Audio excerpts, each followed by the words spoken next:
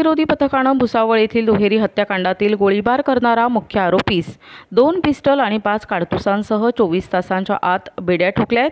29 मेला रात्री 9 वाजेच्या सुमारास भुसावळ शहरात जुना सातारा भागातल्या मरीमाता मंदिरासमोर कारमधून जाणाऱ्या संतोष बोरसे आणि सुनील राखुंडे यांच्यावर आरोपींनी बेछूट गोळीबार करून त्यांना ठार केलं होतं।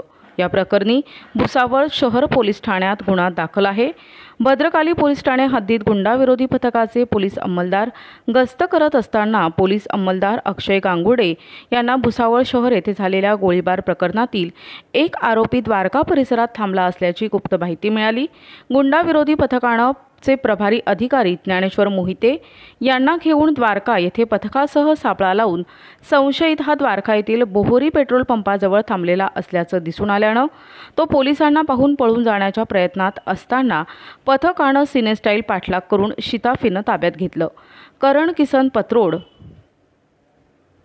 असं संशयिताचं नाव असून त्याच्याकडून भुसावळ येथे संतोष बोरसे आणि सुनील राखुंडे यांच्यावर बेछूट गोळीबार करून त्यांची हत्या केली। त्यावेळी वापरलेले 2 देशी पिस्टल आणि 5 काडतुसे असे एकूण 84,420 रुपयांचा मुद्देमाल जप्त केलाय।